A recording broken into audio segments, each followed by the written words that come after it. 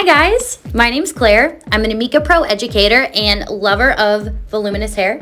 I'm going to show you how I use the Blowout Babe thermal brush to achieve a gorgeous Just Left the Salon blowout. Alright, I'm going to start by using Perk Up Dry Shampoo at my root area. I love Perk Up because not only does it eliminate dirt and oil, but also it gives me a ton of volume and a little bit of texture as well.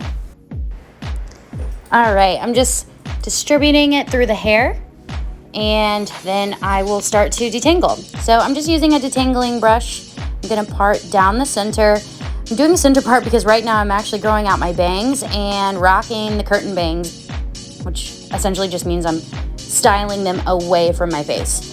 I get a lot of questions behind the chair about, should I cut bangs? Should I get curtain bangs? And honestly, they're so easy to style, especially if you have this brush, and I'll show you how to use that in just a second.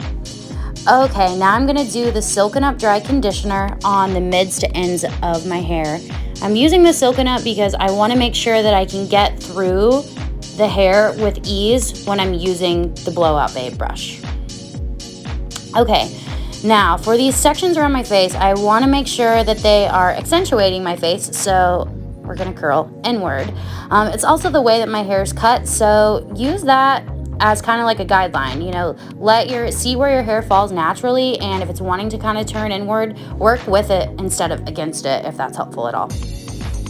Okay, so now for prep, we're gonna use the shield. The shield is awesome because it protects the hair up to 450 degrees. It also helps to keep the hair feeling and looking cleaner for longer. It is an anti-humidity spray. In my opinion, it also doubles as a working spray. It has a small hold to it, and it is heat activated. So anytime I retouch heat to my hair, it's gonna activate it. It's just gonna keep that style looking fresh for a long time. So now you'll see I'm just kind of tapping it with my finger. Basically, whenever the heat is too much for my finger, then I know it's too much for my hair, obviously. I'm gonna drop that down, and what I'm doing is I'm just going in and I'm pinning it on base, basically just right there on my scalp. I'm gonna use a pin curl clip to secure it, and voila. The reason I'm doing this is because I want this blowout to last me. I want it to last as long as possible, and by allowing it to cool down, you are gonna get that longevity, and in my opinion, you get a little bit more volume, which that's the whole point of this in the first place. All right, we're moving through, and as I move on to this top section, you'll notice that I do split my section into two. The reason is I like to keep my sections no larger than my barrel. If I start going larger than my barrel, then you really lose that shape. And that shape is the premise of any good blowout. It has that shape in there, and that's what creates that volume and essentially what creates that hold. So that's gonna be your guideline. I always tell my clients that, with whether it's a curling iron or a styler or straightener, that use your barrel size as your guideline. I love this brush too, the blowout brush, because it has a cool tip touch on the end, so it makes it way easier to use. So I know sometimes, and especially at the salon, my clients will say, well, I can't do it like you can, and this allows you to do it just like that at home. It makes it really, really simple. All right, so for these top sections, it's also really important to pin it, again, on base and nice and high, because we want to create as much volume as possible. Now, as I'm working with the fringe, or the bangs as we call it, I over direct slightly towards the face. The reason is that I don't necessarily want to see as much volume there. I'm just really trying to create that C shape. You'll see as I pull it down, it's like a C or a U, I guess you could say. I am going to go ahead and pin curl set it just because I want it to last as long as possible. I have a really bad habit of playing with my hair, putting my hands in my hair, so the longer it lasts, the absolute better. Perfect. See, look, I'm already touching it. Okay, if I haven't mentioned this before, my biggest advice to you is invest in sectioning clips. They make your life so much easier. I think that's the biggest problem that people have with styling their own hair, is just struggling to get through it in general. So make it easy on yourself, section it off, pin it back. It's obviously not the cutest look while you're doing it, but trust me, it makes life so much easier.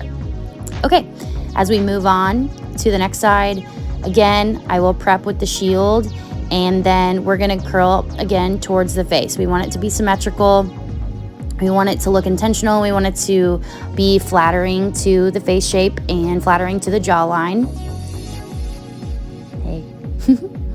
All right, just letting that sit on there until it heats all the way through. Again, you want to make sure it's heated all the way through because that's what's going to allow it to hold for the longest. We're going to roll up, and you'll notice too, I'm rolling it, keeping that same distance apart as the barrel. So you want to be able to just essentially slide that barrel in there with no problem. You want to keep it the same size. You don't want to make it bigger or smaller because we're trying to create shape.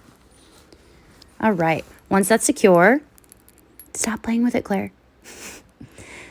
We're gonna go in, just a couple more sections left. I'm gonna take this top section here, and same exact thing. We're gonna go away from the face. I tend to saturate each section with product instead of just spraying once at the beginning. I like to go through and respray each time. I just like to make sure that I have extra protection. Also too, this section of hair that I'm doing is like the halo or the crown.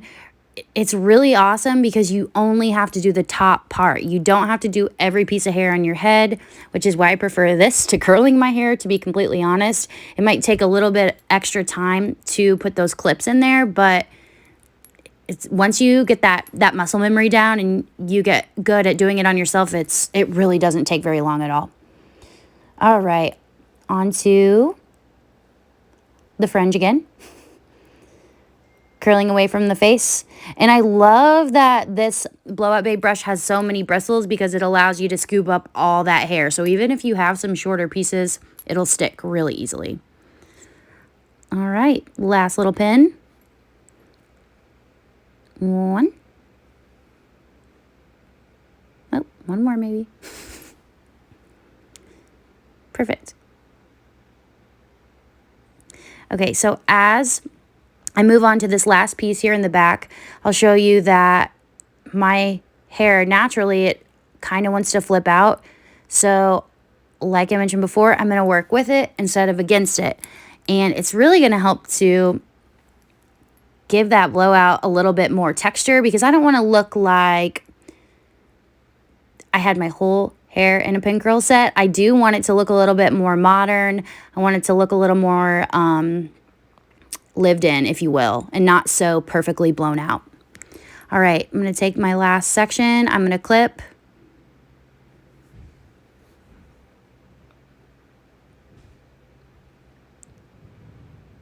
And we are finished with the pinning. So I'm prepping again with the shield, and I'm just going to take my blowout babe brush and I'm going to hit the ends lightly just to put a little emphasis on that kick at the bottom.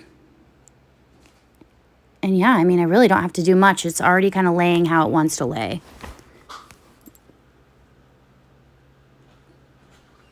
Just for a few seconds. And then I will apply some products. Perfect.